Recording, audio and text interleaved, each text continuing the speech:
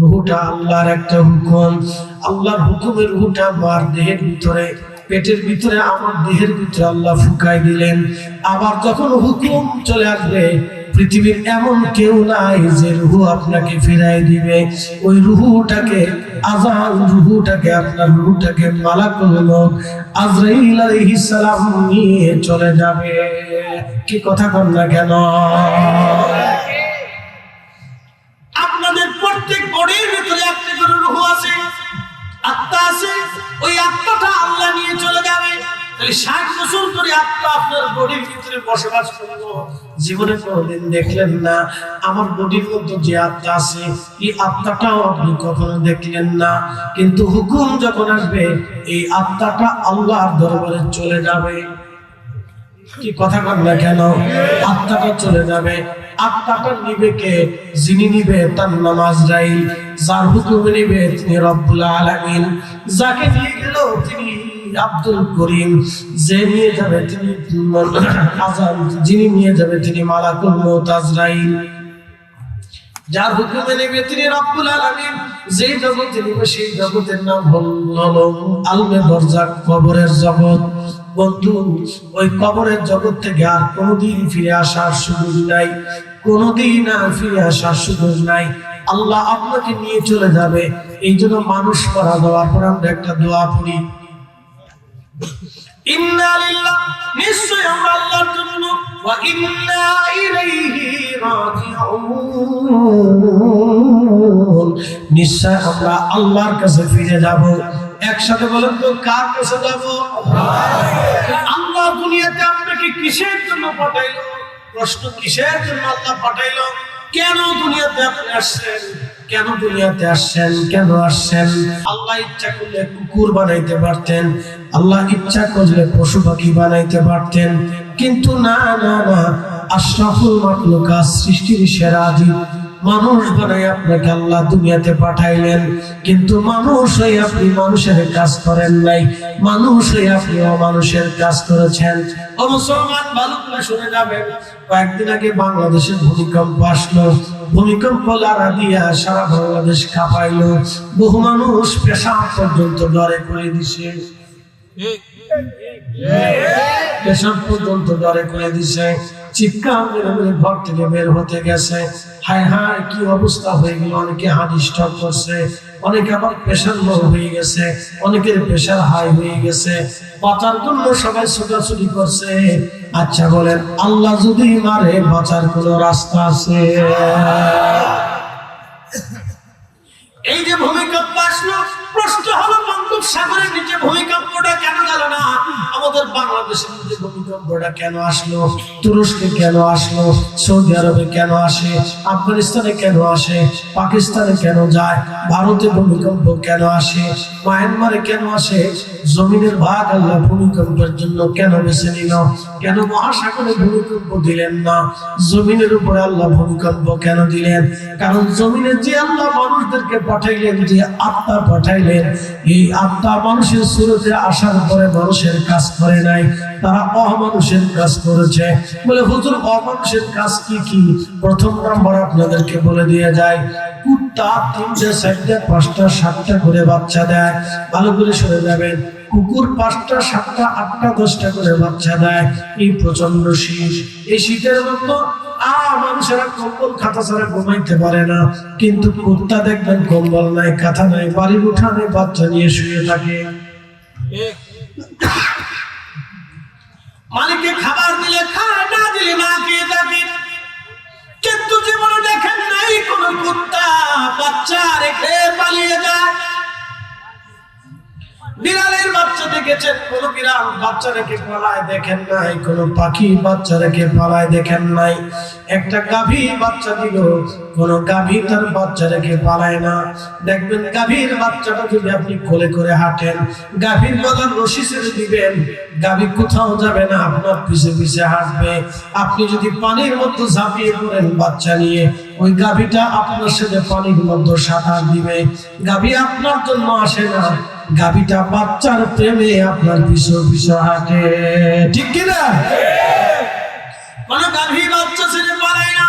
কিন্তু মানব জাতির ভিতরে অনেক মা আছে, বাবা আছে, জাতি পুরুষ জাতি বাচ্চা জন্ম দেওয়ার পরে আল্লাহ নবী বাইতুল আকসাতে গেলেন। মেরাজের রাত গভীর রজনীতে নবীজি বাইতুল আকসাতে গেলেন। যাওয়ার পরে সমস্ত নবীরা আসলেন। যেই পাথরের সাথে নবীরা গাধা বাঁধতেন, রশি বাঁধতেন, সেই পাথরের সাথে প্রিয় নবীর পরাকের রশি জিবরাইল আলাইহিস সালাম বাঁধলেন। বাঁধার পরে নবী বললেন, আমি মসজিদে ঢুকলাম। ঢোকার পরে সব নবীরা চলে আসলো। আমি নবীজি কাতারে দাঁড়ায় গেলাম, সব নবীরা দাঁড়িয়ে গেল। ঠিক এমন সময় একামত শুরু হয়ে গেল। একামত শুরু হওয়ার পরে জিবরাইল বলল, হুজুর আর কার জন্য অপেক্ষা করবেন? আপনি তো আজ ইমামুল মুরসালিন, আপনার ইমামতিতে সব নবীরা নামাজ পড়াবে।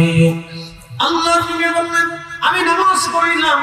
নামাজ পড়া শেষ, সবার সাথে মুআনাকা করলাম, মুসাফা করলাম, মসজিদ থেকে বের হলাম। এমন সময় একটা পাথর আমাকে সালাম দেয়, আসসালাতু ওয়াসসালামু আলাইকা ইয়া রাসূলুল্লাহ। একবার জোরে বলা যাবে কি মারহাবা? মনোযোগ দিবেন হাজিরিন। প্রিয় নবীজি ডাক দিয়ে বললেন, পাথর আমাকে সালাম দেয়। জিজ্ঞেস করলাম, পাথর কেন তুমি সালাম দাও? পাথর বলল, ইয়া রাসূলুল্লাহ 1400 বছর ধরে আপনার অপেক্ষায় আছি। নবীজি আপনি আসবেন, এইখানে সব নবীদের ইমামতিতে নামাজ হবে, আপনার অপেক্ষায় 1400 বছর ধরে আছি। বলে, কেন গো পাথর? হুজুর আপনার পবিত্র চরণ আমার পিঠের উপরে রাখে পোড়াকে সওয়ার হবেন, ধুলি বালির আশায় আমি পাথর 1400 বছর ধরে দাঁড়ানো আছি।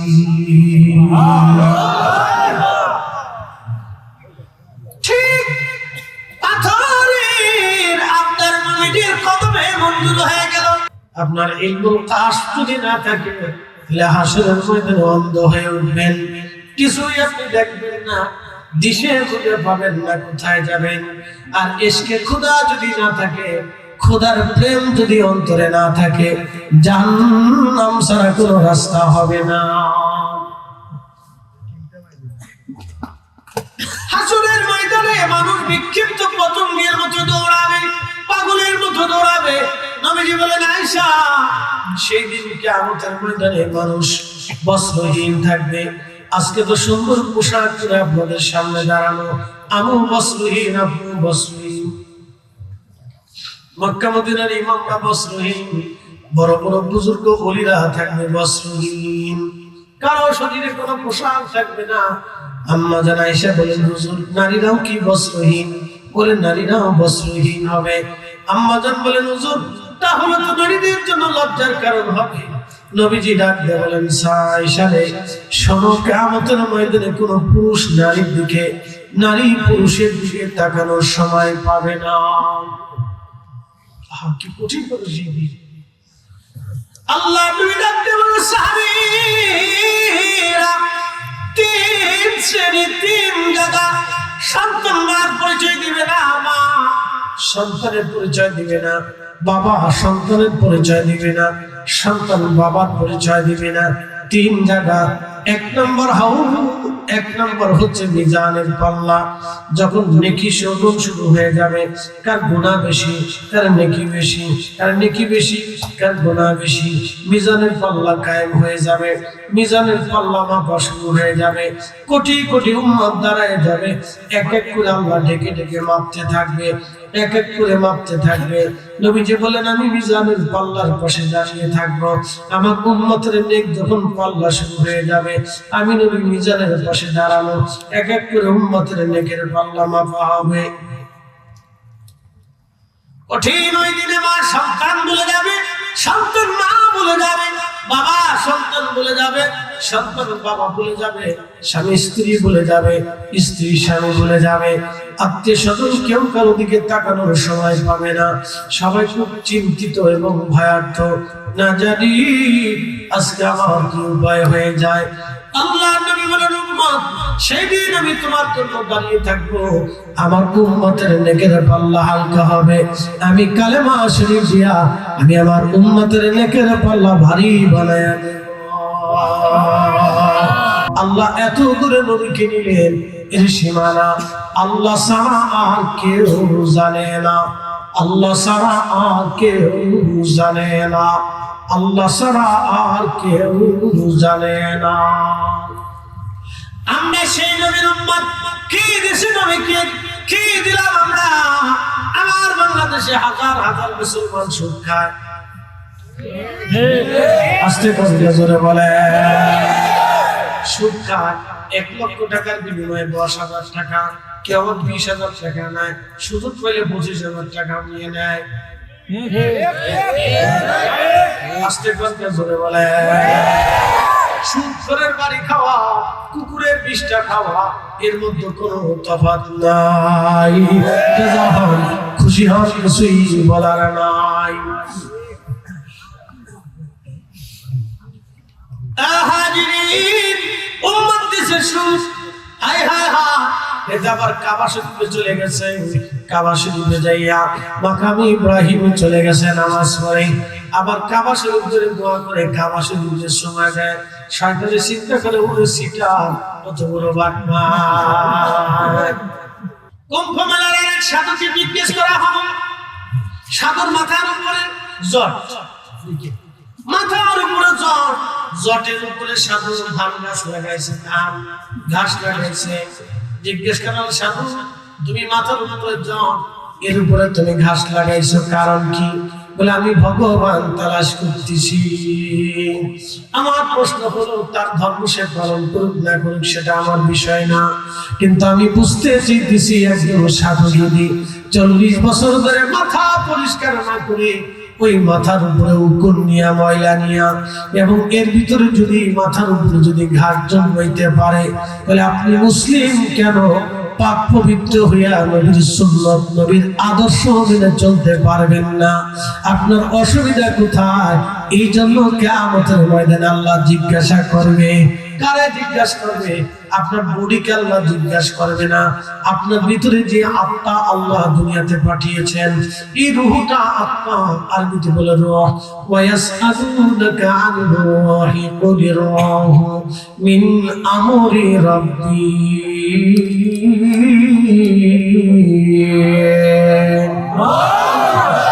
আবার রাসূল জিজ্ঞেস করলো, হুজুর রূহ কি জিনিস? নবীজি বলেন, রূহ কুলির রূহু মিন আমরি রাব্বি। আল্লাহর নবী বললেন, যদি রব্বুল আলামিন তোমাদের কাছে হিসাব চেয়ে বসে তাহলে ধ্বংস হয়ে যাবা। রবের কাছে দোয়া করো বিনা হিসাবে যেন আল্লাহ মাফ করে দেয়। আমার মালিক যেন কোনো হিসাব আমাদের কাছে না চায়। আল্লাহ যদি কারো কাছে হিসাব চায় তাহলে সে বান্দা ধ্বংস হয়ে যাবে, সে বান্দা ধ্বংস হয়ে যাবে যদি হিসাব চায়। আল্লাহর দেওয়া 1 গ্লাস পানির হিসাব দিয়ে আমরা কখনো আল্লাহকে সন্তুষ্ট করতে পারবো না, অসম্ভব, আল্লাহকে খুশি করা সম্ভব না। কিন্তু পৃথিবী আল্লাহ সাজিয়েছেন, নিজ হাতে আবার এই পৃথিবী আল্লাহ ধ্বংস করে দিবেন। কুল্লু মান আলাইহা ফানি ওয়া ইয়াবকা ওয়াজহু রাব্বিকা যুল জালালি ওয়াল ইকরাম। সব শেষ হয়ে যাবে, শুধু রব্বুল আলামিন একা থাকবে। আল্লাহ ছাড়া কেউ কখনো ছিল না এবং আল্লাহ ছাড়া একসময় কেউ থাকবে না। আবার আল্লাহ অস্তিত্ব দিবেন, অস্তিত্ব যখন দিবেন তখন আল্লাহ বললেন, ওয়া ইদাল কুবুরু বুশিরাত, কবর থেকে মানুষ উদ্ধৃত হবে, রবের দিকে দৌড়াইতে থাকবে। আলিমাত নাফসুম মা কদ্দামাত ওয়া আখখারাত। আল্লাহ বলেন মানুষ দুনিয়া থেকে কি পাঠিয়েছিল আখিরাতের জন্য, সেই দিন মানুষ প্রকাশ্যভাবে দেখবে আপনি কত রাকাত নামাজ পড়েছেন, কত ওয়াক্ত পড়েছেন, কয়টা রোজা রেখেছেন, হালালে না হারামে জিন্দেগি গঠন করেছেন। রব্বুল আলামিন সেই দিন আপনাকে আমলনামা দেখাবে, বান্দা আজকে দেখে নাও তুমি আখিরাতের জন্য কি পাঠাইছো। আমরা তো সবাই কামিয়াব হতে চাই, সবাই চাই আমার জীবনটা অনেক সুন্দর হোক, আমি অনেক বড় ব্যবসায়ী হই, আমি অনেক বড় উদ্যোক্তা হই, আমি অনেক বড় পয়সাওয়ালা হই, আমি অনেক বড় বাড়িওয়ালা হই, আমার সুন্দর একটা বাড়ি থাকবে, সুন্দর একটা গাড়ি থাকবে, সুন্দর আবাস আমার থাকবে, সুন্দর ভবিষ্যৎ আমার থাকবে। রাজনৈতিক ক্ষেত্রে অনেকেই অনেক বড় নেতা হতে চায়, এমপি হতে চায়, এমপি হওয়ার পরে মন্ত্রী হতে চায়, মন্ত্রী হওয়ার পরে রাষ্ট্রপতি হতে চায়, প্রেসিডেন্ট প্রধানমন্ত্রী হতে চায়। এইভাবে মানুষের আশার কোনো শেষ হয় না। মানুষ শুধু আশা করতে থাকে, করতে থাকে, করতে থাকে। যখন দুনিয়াতে এসেছিল তখন কোনো আশা ছিল না, তখন আমার রব থেকে ভাগ্যের উপরে ছেড়ে দিলেন, মার পরিচয় দয়া দিয়ে দিলেন, মার রেহেমে ভালোবাসা দিয়ে দিলেন, আত্মীয় স্বজনের মনে দয়া দিয়ে দিলেন। সে আপনি আজ অনেক বড় হয়ে গেছেন, এখন খালার কাছে কিছু চাইলে খালা দেবে না, বলে তুমি এখন বড় হয়েছো, কামাই করে নাও। মার কাছে চাইলে মা দেবে না, বড় হয়েছো রুজি করে নাও। কিন্তু এই আপনি মার কাছে যখন সত্যি গেলে চাইছেন, তখন মা গহনা বিক্রি করে হলো আপনাকে দিয়েছে, আমার ফুকা চেয়েছে, ওই সময় আপনার প্রতি মহব্বত আল্লাহ দিয়ে দিলেন। ও মুসলমান, ভালো করে বুঝে যাবেন, আল্লাহ রাব্বুল আলামিন সেই দিন আপনাকে দেখাবে তুমি কি আমল করছো। আল্লাহ সেই দিন আপনাকে দেখাবে আপনি কি পাঠিয়েছিলেন। কিন্তু আফসোস হলো সত্য, আমরা আখিরাতের জন্য তেমন কিছুই পাঠাই না। হুজুর, এই যে মাহফিলে বসে আছি, আপনাদেরকে একটু স্মরণ করাই দিই, মানুষ বাঁচে কত বছর? বলবেন 60 বছর। তো 60 বছর যদি বাঁচে, প্রত্যেকদিন মানুষ সুস্থ থাকার জন্য মিনিমাম 8 ঘন্টা তার ঘুমাইতে হয়। 8 ঘন্টা ঘুমাইতে হয়। রাত্র জেগে জেগে আপনারা মোবাইল টিপেন, ক্ষতি কি বলে দিন? রাত জেগে জেগে ছেলেরা মোবাইল টিপে, রাত টিপতে টিপতে টিপতে দেখতে দেখতে দেখতে দেখতে রাত 2টা 3টার পরে বিছানায় যায়। এরপরে ছেলেটা ঘুমায়, ঘুম থেকে উঠে 11টা 12টার সময়। এই যে 11টা 12টার সময় ঘুমাইলেন, সূর্য ওঠার সময় আপনি ঘুমিয়ে আছেন। এই সময় আপনার জীবনে কি ক্ষতি হয়ে গেল আপনি নিজেও জানেন না। হুজুর, কি ক্ষতি হবে? একটা গোপন ক্ষতি আপনার আসবে, যে গোপন ক্ষতিটা প্রকাশ্যে আমি এখন আর বলতে পারবো না। সেই সময় বুঝবেন যখন আপনার সঙ্গীকে পাবেন। এবং খুব মনোযোগ দিবেন, বেহুদা রাত্র থেকে আপনি রাত কাটাবেন না। টাইম এসে গেছে এশার নামাজের পরে, খাওয়া দাওয়া করলেন, নামাজ শেষ করে ঘুমিয়ে পড়েন। রাতের আরাম আল্লাহ রাত দিয়েছেন ঘুমের জন্য, কিন্তু আপনি বেহুদা সময় নষ্ট করেন। আপনার চোখের পাওয়ার শেষ হয়ে যাবে, আপনার ব্রেনের দুর্বলতা আসবে, আপনার শরীর নষ্ট হয়ে যাবে, এমনকি আপনার শুক্রাণু নষ্ট হয়ে যেতে পারে। যুবকের জীবনে এমনও হতে পারে, কোনদিন ওই যুবক বাবাও না হতে পারে। সূর্য ওঠার সময় ঘুমাবেন না। বলে হুজুর, আপনারা তো ঘুমান। বলে আমি কেন ঘুমাই? আমি তো নিরুপায় হয়ে ঘুমাই, আমার কাজ তো রাত, কিছুই করার নাই। আমি যদি রাতে না ঘুরি তাহলে দিনে ঘোরার তো সুযোগ আমার নাই। আমরা তো ইচ্ছা করে রাত জাগি না, আমরা রাত জাগি আল্লাহর জিকিরের মজলিসে, আমরা রাত জাগি দুআর মজলিসে। খুব মনোযোগ দিবেন ভাই আমার, বেহুদা রাত জাগবেন না, সময় নষ্ট করবেন না। সূর্য ওঠার সময় ঘুমাবেন না, এই সময় তো আপনার হেঁটে বেড়ানোর সময়। আল্লাহ রসুল বলেন, আমার উম্মতেরা তোমরা সন্ধ্যা নামার সময় তোমাদের বাচ্চাদেরকে বের করবে না। মুসনাদ ইমামে আযমের ভিতরে হাদিস এসেছে, নবী বললেন তোমরা তোমাদের বাচ্চাদেরকে সন্ধ্যার সময়, তোমরা সূর্য ডোবার সময় বাচ্চাদেরকে ছেড়ে দেবে না। তোমরা তোমাদের নারীদেরকে সূর্য ডোবার সময় ছেড়ে দিবে না। কারণ সূর্য ডোবার পরে বিশেষ একটা জাতিকে আল্লাহ দুনিয়াতে বিচরণের সুযোগ করে দেন, সেই জাতির নাম জিন জাতি। ওরা রাত্রিবেলা ঘুরে আর মানুষেরা দিনের বেলা ঘুরে। রাত জিনদের জন্য আর দিন হলো মানুষের জন্য। 8 ঘন্টা ঘুমাইলে একজন মানুষ, 8 ঘন্টা ঘুমানোর পরে ওই মানুষটা যখন 8 ঘন্টা ঘুমায়, তখন আপনি যদি হিসাব করেন 24 ঘন্টায় দিন ও রাত, 60 বছর যদি বেঁচে থাকে তাহলে 20 বছর তার ঘুমে চলে যায়, বাকি সময় থেকে মাত্র 60 বছর।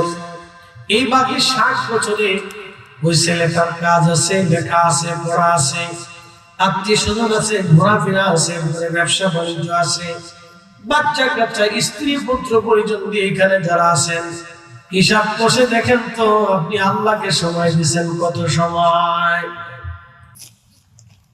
আল্লাহকে আপনি কোন সময় দেন নাই, আখিরাতের জন্য কিছু পাঠান নাই, আপনি 5 ওয়াক্ত নামাজটাও ঠিক মতো দেন নাই, মাহে রমজানের রোজাটাও দেন নাই। তাহলে বলেন তো সেই কিয়ামতের ময়দানে হালত কি হবে? আল্লাহ বলেন ইয়াউমা ইয়াকুনু নাসু কাল ফারাশিল মাবসুস। আল্লাহ ডাকবেন কিয়ামতের ময়দানে মানুষ বিক্ষিপ্ত পতঙ্গের মতো দৌড়াইতে থাকবে। আহা, বিক্ষিপ্ত পতঙ্গ যেভাবে ছোটাছুটি করে মানুষ ওইভাবে ছোটাছুটি করবে। এই জন্য কবি লিখেছেন মিনা প্রান্তরে চলে গেল, আরাফাতে চলে গেল, আরাফাত থেকে মুজদালিফায় রাত্রি যাপন করে কটা পাথর নিল 21টা পাথর টুকরার মধ্যে নিয়ে ওই সুদে হাজি আর খুশি হাজি হাঁটতেছে। আজকে ওরে আজকে খাইছে জীবনে জীবন, আজকে জাম দেবো শয়তান, আজকে পাথর পাথর খুব খুশি। শয়তান কিন্তু তারা করেছে, দেখি আজকে আমার পাথর কেটে কেটে মার। শয়তানের সাথে আমার দোস্ত কেটে আছে, দেখি সুদে হাজি আসতেছে, শয়তান হাজি ভাই দোস্ত তুই এই সব কি আমার পাথর করো, তুই এই সব পাথর করো বলেন তো হেতে শয়তানের পাথর করে কি বুঝে নিতে? আহা, এই জন্য বহু হাজির বহু হাজির হয় না, বহু হাজির দোয়া রাফাতে কবুল হয় না, বহু হাজির দোয়া খোদা হেরে কবুল হয় না, শুধু তাওয়া করে চলে আসে। শুধু খোদার ঘর ধরে কান নেগেটিভ কাজ হয়, খাবার হালাল হতে হালাল হতে রসুলকে কি দিলে মিজানের পাল্লা যদি দাঁড়াবে তো দিছে হিসাব আছে। আমরা তো আশাবাদী আমাদের রাসূল মিজানের পাশে দাঁড়াবে, আমরা বিশ্বাসী, কিন্তু দিছেন কি যে নবী আপনার জন্য দাঁড়িয়ে থাকবে? বলেন কি দিছে? কিচ্ছু না, কিছু দিছেন ধোঁকা, ভাই ভাইয়ের ধোঁকা, ভাই বোনের ধোঁকা, প্রতিবেশী প্রতিবেশীর ধোঁকা। ভাবতে বাপ লাইন লাইন কি আমাদের দেশে আছে, আমাদের দেশে কি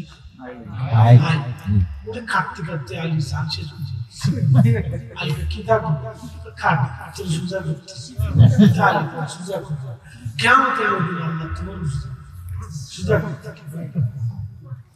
আমি দেশে গেছি কতদিন পরে, আমি তো জমি জমা দেখেন, আমি তো এই বাচ্চাদেরকে সময় দিতে হবে, জমি দেখবো কোন বড় ভাইরা মিলে দেখে।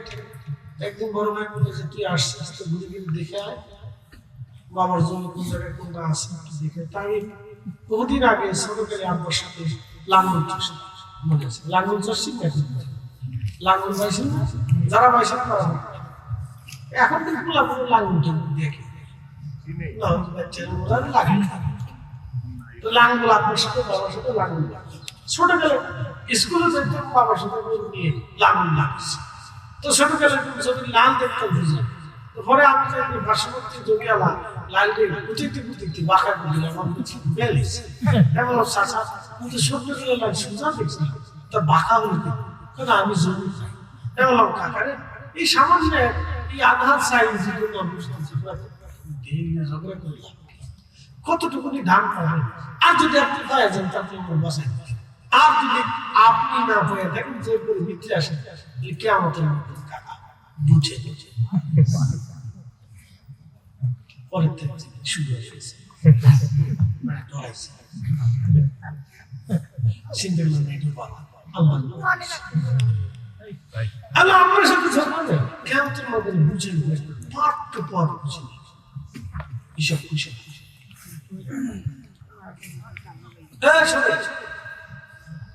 এখন প্রশ্ন রসুল যে দাঁড়াবে তো নবীকে দিছি কি দিছি আমি প্রশ্ন। এখন রসুলকে কিছু দেওয়ার কি দিবেন? এক নম্বর সুন্নাহ, আদর্শ দিতে হবে, হুব্বে রাসূল দিতে হবে, আনুগত্য দিতে হবে। আপনি আনুগত্য ছাড়া রাসূলকে খুশি করতে পারবেন না। কি কথা বলেন? এই হিন্দু নাগা সাধু লিখছে, নাগা সাধু। এখানে কোনো কেউ হিন্দু আছে? যদি হিন্দু শ্রেণী থাকেন তাহলে মাফ করবেন, আমি আপনাকে কষ্ট দেওয়ার জন্য বলছি, কারণ তা আপনার ধর্ম আপনার কাছে খুব প্রিয়, আমি জানি ওটা আপনার ইচ্ছা। নাগা সাধু দেখবেন সে উলঙ্গ থাকে, বস্ত্রহীন থাকে, ল্যাংটা থাকে, আঞ্চলিক ভাষাগুলো কি বলি ল্যাংটা থাকে। তো নাগা সাধুটা ল্যাংটা হয়ে সে সারা জীবন সাধনা, সে তার ধর্ম মানে সে সাধনা করতেছে, ভুলে না ভুলে, বিশুদ্ধ না ভুলে, সেটা আল্লাহ কিয়ামতে ফয়সালা। আমি তাকে গালিও দেব না, বন্ধ করব। সে মগ্ন হয়ে সে সাধনা করতেছে, কত বছর? 40 বছর ধরে সাধনা করতেছে। বলে কি? ভগবান সেটা তার বিশ্বাস। আচ্ছা বলেন, একজন নাগা সাধু ল্যাংটা হয়ে যদি ভগবান বুঝতে পারে, তাহলে আপনি মুসলিম হয়ে কেন রাসূলের আদর্শ নিতে পারবেন না? কি কথা?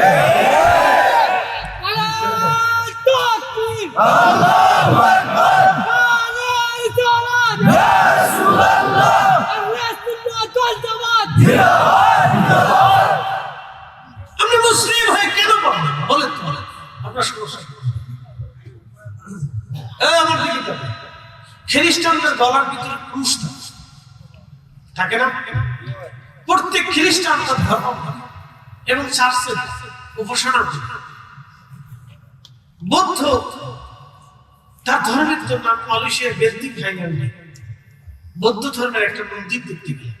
বাপরে বাপ, শত শত কোটি টাকা খরচ করে বৌদ্ধ মন্দির তৈরি করছে। চাইনিজ মন্দির, বৌদ্ধদের ভিতরে বাঘ আছে, হিন্দুদের ভিতরে অনেক বাঘ আছে, বাঘ আছে, মুসলমানদের ভিতরে গুরু আছে, গুরু শেষ, সব ধর্মের গুরু আছে। বৌদ্ধদের ভিতরে চাইনিজ বৌদ্ধরা এক গুরু, থাই বৌদ্ধ আর এক গুরু, ওই মালয় বৌদ্ধ আর এক গুরু, অনেক গুরু আছে। তো যাই হোক, সেটা তাদের বিষয়। আমি ভুটানের বৌদ্ধ মন্দির দেখতে গেছি, স্বর্ণদীয়। পরে বৌদ্ধ অনেক বড়, বৌদ্ধের পেটটা অনেক বড়, এটা সুন্দর করে স্বর্ণদীয় বলেছে। যাওয়ার পরে আমি গেলাম, তো ওই বৌদ্ধ ভিক্ষু যেটা দেখবেন, ওরা ওই শালু করে থেকে মাথা টান, ওদেরকে ওদের বৌদ্ধদের ধর্ম বলতে বৌদ্ধ ভিক্ষু বলে। তো বৌদ্ধ ভিক্ষুরা বসে বসে ত্রিপিটক পাঠ করতেছে, একজন বাঁশি বাজাচ্ছে, শুনে শুনে ত্রিপিটক পাঠ করতেছে। তো ভালোই লাগে, তো দেখলাম না তার ধর্মের ত্রিপিটক পাঠ করছে, ভালো পাঠ করতে করতে। তো শুনে শুনে বাজাচ্ছে আর ত্রিপিটক পাঠ করছে, আর বলছে যে মূল বৌদ্ধ ভিক্ষু এটাই মূর্তির সামনে কি জন্য লাগাচ্ছে, কি করতেছে না করতেছে। তা আমি ভিতরে ঢোকার পরে আমার এটা দেখে চিন্তা করছি, এত তো মুসলমানের হুজুর, তাই আমার কাছে আছে, আমার মুরাঙ্গল দেখো ওয়েলকাম। ঠিক আছে, আমার মুরানি দেখলাম, ঠিক আছে। আমি ভিতরে ঢুকছি, ভিতরে ঢোকার পরে আমি কাছে পেলাম, দেখলাম তোরা আমার দেখা বুঝে গেল, ভালো। তো একজন বলতেছে, আগে যে বৌদ্ধ ছিল এখন শুরু হয়ে গেছে, তাহলে ওইটা ওর কি বলবো? এখন আগে তো শুরু হয়ে গেছে, এখন একটু স্বর্ণতে বানাচ্ছে, পুলিশ পাস নিতে থাকতে তার ধর্ম সে ভালোবাসে, সেটা জানাচ্ছে। কিন্তু আমি দেখেন তো বৌদ্ধ ভিক্ষু তার ধর্মের জন্য সে সারা জীবন একেবারে কি বলে, বাড়ি ঘর ফেলাইয়া একবারে বৈরাগ্য করিয়া সন্তান, স্ত্রী, পুত্র, পরিজন সে কিছুই দিল, তার জীবনের সব কিছুই মন্দিরে কাটে। আপনি মুসলিম হয়ে কেন মুসলিমের আদর্শ নিতে পারবেন না? অথচ আপনি জানেন আপনার নবী আশা হাতের ইশারা দিয়ে চাঁদ দ্বিখণ্ডিত করেছিল। আপনি জানেন আপনার রাসূলের সামনে এই সূর্য রাসূল হাতের ইশারা দিয়ে উঠিয়েছিল। আপনি জানেন রাসূল কারীমের সামনে পাথর জিকির করত। আপনি জানেন যে রাসূল কারীমের জন্য গাছ ছায়া দিত, যেই গাছ এখনো জর্দানের সাহাবী গাছ।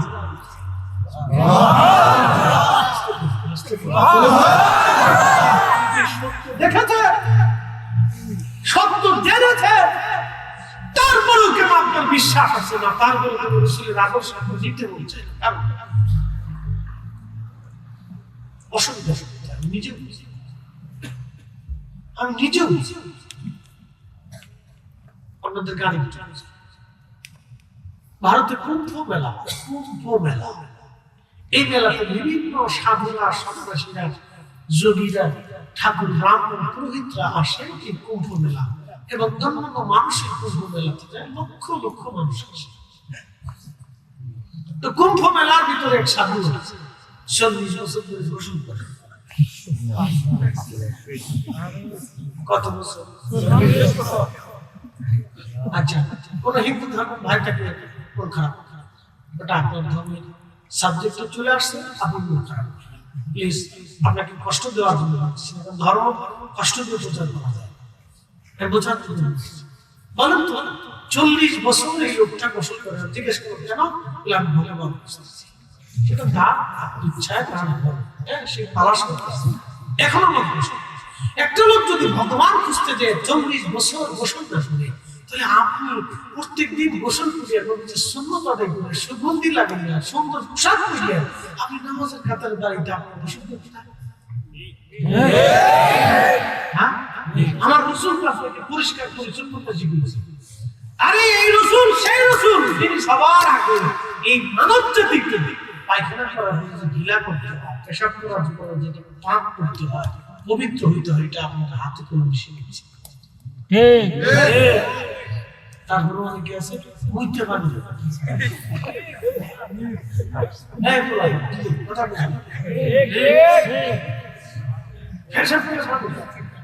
এমনি তো কেমনি খারাপ করার মতো ঘুরে ঘুরে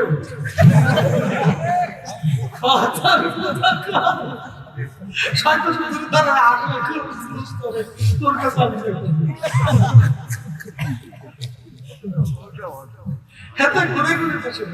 আমার নাতি এখন মৌলানা পাশ করছে, হাফিজও মৌলানা পাশ করছে, আমার স্বাস্থ্যবাস ঘরের মেয়ের হলো না।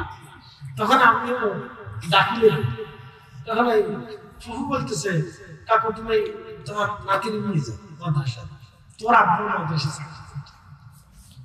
তা বাবা মাদ্রাসা হাফিজ করা নামাজ, আমার নামাজ হবে নামাজ, তা হ্যাঁ ছোট মানুষ হাত করে তা আমি মাদ্রাসা তখন তার টিসু টিসু ছিল, তখন মাদ্রাসার মাটি দিয়ে দিলে তা মাদ্রাসা আসলে আমার পেশাকে চাপ দিচ্ছে। আমি বললাম না আমার তো পেশা পেশাক করতে খাওয়া না।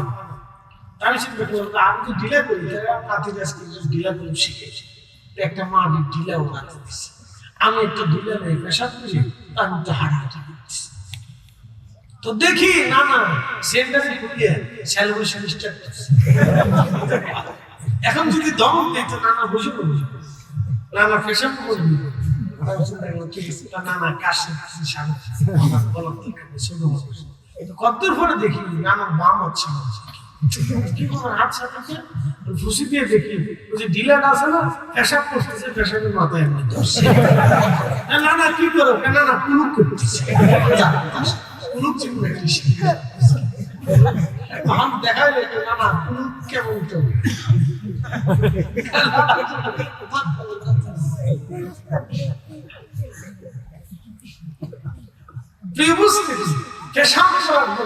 পবিত্র হতে হয় এবং আপনার ওযু করতে হয়, পায়খানা করার পরে মাটি দিয়ে হাত ধুয়ে পরিষ্কার করতে হয়। 1450 বছর আগে স্যানিটাইজেশন ব্যবস্থা পৃথিবীতে যখন ছিলই না, তখন আপনাদের নবী স্যানিটাইজেশন ব্যবস্থা শিক্ষা দিয়ে গেছে।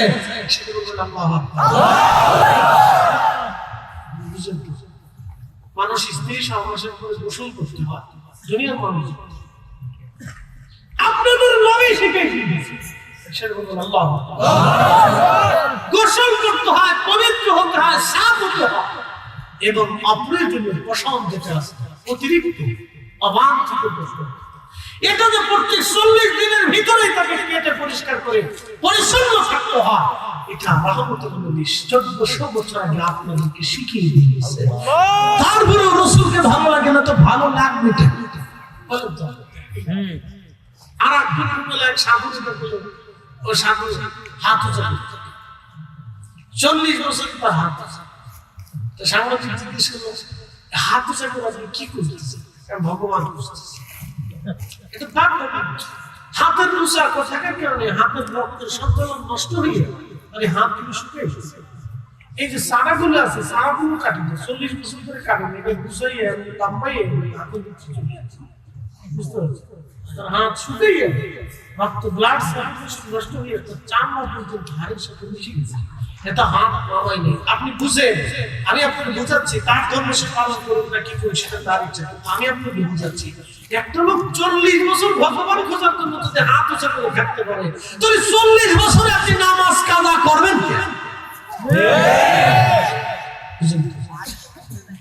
বলে তার কাজটা একটু কঠিন, আপনার কত সহজ কি কথা, ঠিক আছে কি?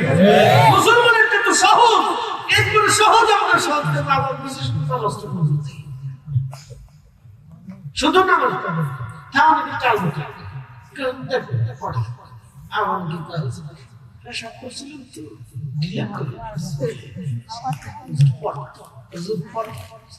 আজকে হুজুর মাফ করবেন,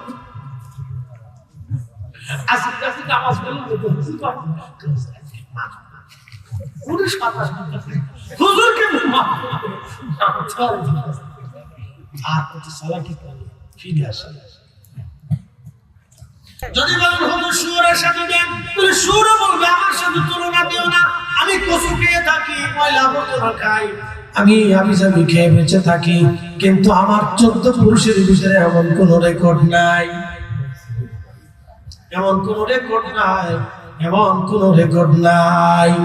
এই সুরে যে কাজ করে না, কুত্তায় যে কাজ করে না, সে কাজ মানুষে করে, তার মানে বুঝে গেল আসলে মানুষ মানুষ হতে পারে নাই। কি কথা কয়?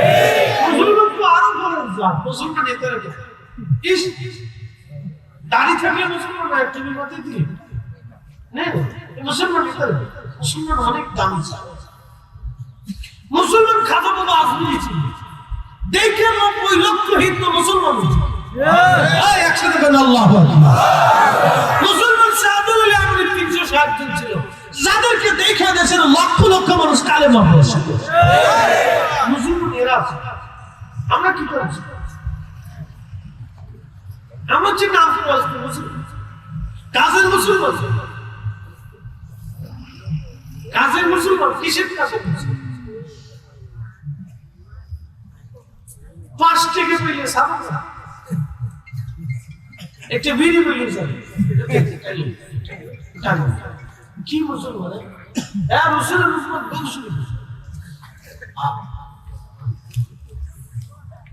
গরু শুনলে আপনি হাসবেন। শোনে বলে গরুর গোয়াল থেকে গরু বের করে রশি কেটে, গরুর গলার রশি কেটেছে, গরু এমন বলতাম বলতাম সোরের 5 ঘন্টা আমি শিখছি। ওই যে মানুষের নাকের মধ্যে কি দেখবে শয়তানের নিঃশ্বাস আমি শিখতে কি গরুরও দেয় আমরা একদম গরু কেমন সোরে বলে গরুর রশি কেটে দিয়ে সামনে সামনে আগে আর গরু বলে বিশ্বাস ভালো সৃষ্টি কাশোর চলে এটা হলো গরু শিখে প্রথম সিটা। হ্যাঁ নবীর উম্মতে কাজ করতে পারে, করতে পারে। দিল্লির শাহে জামে মসজিদের সামনে এক মুসলিম ভিখারি ভিক্ষা করতে রুজি যাবে। দিল্লির মসজিদ তো খুব খানাখন্দময় মসজিদ, রাজা বাদশারা করছিল, মোগলরা মসজিদ করেছিল, খুব সুন্দর মসজিদ। পৃথিবীর ইতিহাসে দেখছে ঐতিহাসিক নিদর্শন বলি কেউ ভাঙে, খালি বাংলাদেশে কি এক দেশে পাচ্ছে ঘুমে তুলি এক দৃশ্য, ঘুমাই পড়লে এক দৃশ্য, সকালে ঘুমে তুলতে চিন্তা করি কোন না, পরের দিন যে কোন নিউজ আসবে আল্লাহ। বাঙালি এক এক করে এক একটা নিউজ করে থাকে, বাপরে পুরি বাপরে অনলাইনে যে কি নিউজ দেখে এরা, আর ফেসবুকে যত ফুটে কত টাইম দিয়ে এরা সার দোকানে বসে যত এই সার দোকানে বসলে আপনি তখন এখানে বিরাট বুঝুন ফিরে বাসায় কলি খাবেন বসে ফিরে পেয়েছে আপনার মুক্তি আছে সাইকুল হাদিস মহাদিস বিশিষ্ট রাজনীতিবিদ প্রধানমন্ত্রী রাষ্ট্রপতি অর্থমন্ত্রী আর এখানে পাবেন বিশ্ব ব্যাংকের প্রধান, একবারে জাতিসংঘের মহাসচিব, বাংলাদেশের প্রধান সেনাপতি, রাষ্ট্রের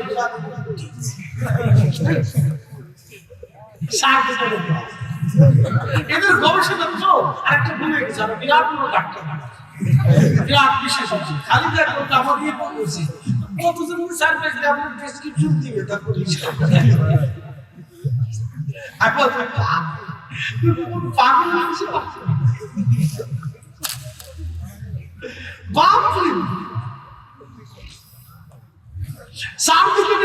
খালি আমার এত রোগ হচ্ছে প্রেসক্রিপশন সার্ভিস ধাবার ধাবার করে আপনার ডাক্তার কিন্তু তো এটা মেডিকেল পাস কত যে সুযোগের পা আল্লাহ জানে পৃথিবীর অন্য কোন দেশে তারা কাজ ছাড়া কিছু করছে আর আমাদের দেশে মেডিকেল কথা বলে না মেডিকেল কথা বলি তো আমরা দাও হুজুরের দাও মেডিকেল কথা পৃথিবীর অন্য দেশের মহিলা বিশ্বের জায়গায় মেয়েরা কাজ করতেছে উদ্যোক্তা ব্যবসায়ী বড় বড় শিক্ষিত বাপরে বাপ শিক্ষা দীক্ষা মেধা জ্ঞানী বিজ্ঞানী তারা বিজ্ঞানী হচ্ছে তারা অস্ত্র আবিষ্কার করতেছে নতুন নতুন চিকিৎসা আবিষ্কার করতেছে নতুন নতুন পদ্ধতি আবিষ্কার করতেছে আর আমরা দেশের ব্যক্তিদের ঘরের ভিতরে বসে খালি চিন্তা করছি শাসনকে একটু ধরতে দরকার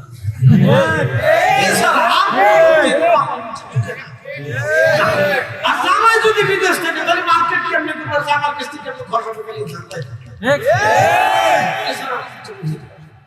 না আসলে কিছু সারা কি একটা সে পাচ্ছে ভিডিও বলেছে হুজুর বলেছে কতদিন আগে দেখলেন না হুজুর কি তাল হুজুর বলেছে কি তাল তাল হুজুর একবার কাপ দিয়ে একবার হাসি একবার কি করে না অভিনয় করে আবার নতুন শিখতে বলছে বোরকা পরে আপনি তো কাম হচ্ছে করে বেরি দি টিকটা করে পুরো শয়তান কোথায়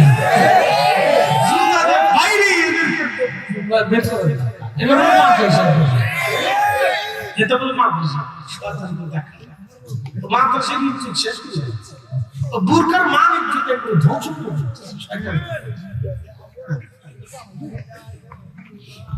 শেষ বাংলাদেশ বাংলাদেশ কি কথা কথা বাংলাদেশ কি টিকটক এসে বাংলাদেশ ইউটিউব ফেসবুক এসে বাংলাদেশ শেষ করে দিচ্ছে ধ্বংস ধ্বংস আর কিছু আছে না এরা আমার ইনস্টাগ্রাম বুঝে না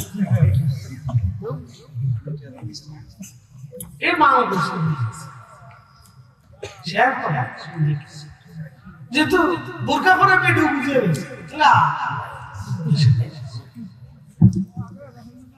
কি কইতা আমরা আখেরি নবীর উম্মত কি কথা বলেন আমরা এমন এক নবীর উম্মত যাকে আল্লাহ আসমানে নিয়েছে সারা শরীরে নিয়েছে একসাথে বলুন আল্লাহু আকবার এখানে ওহুদে কেউ গেছেন কিনা করার জন্য গেছেন রাতে গেছেন না রাতে গেছেন দিনে গেছেন রাতে যাতে যদি শুধু রাত্রি বলে যেখানে আল্লাহ রাসূল বিশ্রাম করেছিলেন সেখান থেকে এখন ঘ্রাণ আসে বেহেশত আমি হারাম থেকে চলে আসবো আসার একদিন আগে আমরা 4-5 জন আলিম একসাথে ছিলাম এশার নামাজ পড়ছি বসে বসে শুধু শুধু ঘ্রাণ আসতে অটোমেটিক আসে আর একটা ঘ্রাণ আছে কোথায় বলে দিয়েছি রাসূলের নবী যে সত্য আমি বুঝে যাওয়ার জন্য দুনিয়াতে রেখে গেছে কিয়ামত পর্যন্ত উম্মতের জন্য মুজিজা রেখে গেছে আমি নবী সত্য তোমরা বুঝে যাও যাতে উম্মত কিয়ামত পর্যন্ত সন্দেহ না করে তার মুজিজা একেবারে দিয়েছে একসাথে বলুন আল্লাহু আকবার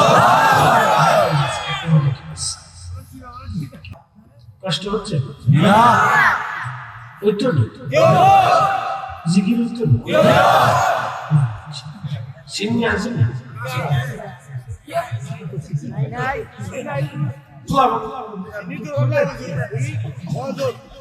সিন্নি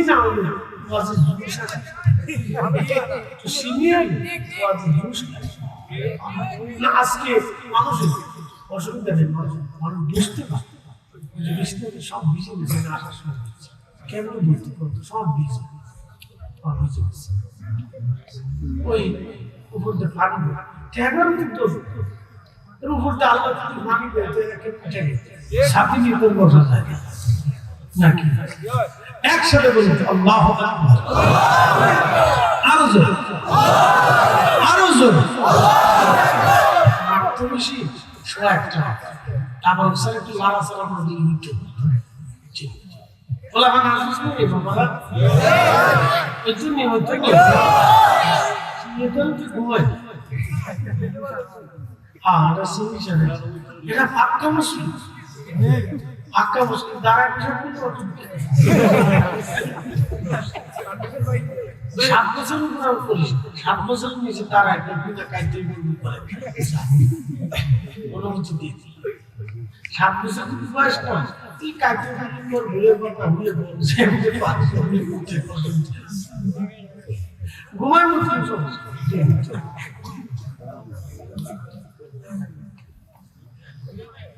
ওই পাথরে নবীজি কদম রাখলেন ঠিক আল্লাহ ডাক দিলেন পাথর মোমের মতো নরম হয়ে যা পাথরটা নরম হয়ে গেল আমার নবীজির কদমের ছাপ পাথরে লেগে গেল যদি মক্কায় যান দেখবেন মাকাম ইব্রাহিম যে পাথরে ইব্রাহিম আলাইহিস সালাতু সালাম কদম রেখেছিলেন সেই পাথর নরম হয়ে গিয়েছিল কদমের ছাপ পাথরের মধ্যে লেগে আছে আহা ওই সেই পাথরের কদমের ছাপ লেগে গেল নবীজি বরাকে চড়ে চলে গেলেন আল্লাহর বেহেশত দোজখ এবং আরশের আল্লাহ দেখে চলে আসলেন কিন্তু পাথরখানা রয়ে গেল এখনো সেই পাথরখানা বাইতুল আকসাতে রক্ষিত আছে সেই পাথর থেকে অটোমেটিক সুঘ্রাণ আসে কোনো ঘেরাল মারতে হয় না আমার নবী 1450 বছর আগে কদম রেখেছিলেন সেই পাথর থেকে এখনো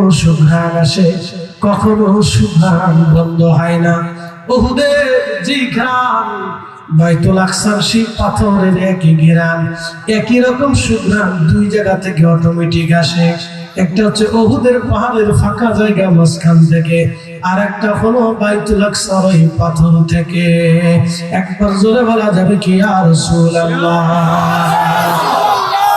তাহলে আপনারা বলেন আমার নবী হক না বেহক না জোরে বলেন না জোরে বলেন হক না বেহক তাহলে আজকে থেকে ওয়াদা করে যাব এই নবীর সুন্নাত আমরা ছাড়ব না আল্লাহ তৌফিক দিক জোরে বলেন আমিন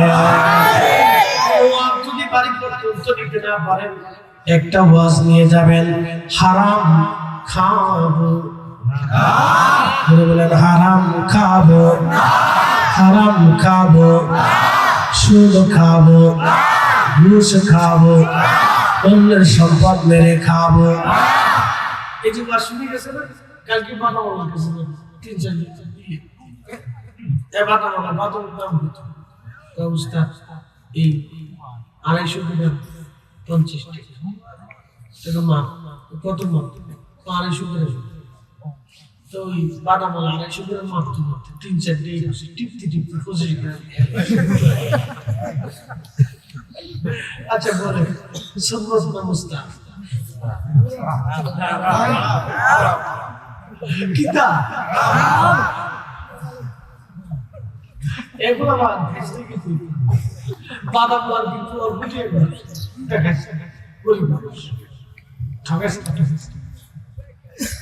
রিক্সাওয়ালা সাধারণ কিছু ভালো কাজ করে কিছু গরিব মানুষ দেখবেন বৃদ্ধ মানুষ রিক্সা কিছু বৃদ্ধ মানুষ আছে দিন বাপরে কষ্ট দিয়ে যদি সম্ভব হয় তাহলে এদেরকে একবার খাবার খাওয়ায় রাস্তাতে গেছেন কোন এক দোকানে বসেছেন দেখবেন কিছু বুড়া মানুষ চুপচাপ বসে থেকে পকেটে পয়সা থাকে ছেলেটা হয়তো ভালো চাকরি বাকরি করে না হয় ছোটখাটো ব্যবসা করে আর না হয় ছেলেটা দিন মজুর রিক্সা গাড়ি চালান অথবা কাজ বাজ করে সারাদিন 500 টাকা রোজগার করে ওই ছেলেটা বাপকে কিছু দিতে পারে না কিন্তু মুরব্বী ভেটা ভেটা চোখের দোকানে বসে বসে পকেটে পয়সা থাকলে মুরব্বীর এক কাপ চা খাওয়ানো সুন্দর করে কিছু বিস্কিট টিস্কিট দিয়ে আরো কিছু নাস্তা করে দোয়া করবে অন্তর থেকে আপনার রিজিকে কোনোদিন করতে হবে দোয়া করবে এই কাজগুলি করে ভালো কাজ আদম বাদম মেসটা নিতে করে কিছু কাজ আছে ভালো এই কাজগুলি করে বাড়িতে কোনো দরিদ্র মানুষ আসবে খাবার না খাওয়ার কথা ওই সাথে খেয়ে তারপর আসো বসো এই কাজগুলি আল্লাহ আমাদের ভালো কাজ করার তৌফিক দিন জোরে বলেন আমিন মুসলমান আল্লাহ একসাথে বলেন আমরা কি জোরে বলেন শ্রেষ্ঠ নবীর শ্রেষ্ঠ উম্মত কথা বলেন নাকি ঠিক আছে কিনা শ্রেষ্ঠ উম্মত কখনো চুরি করে না ডাকাতি করে না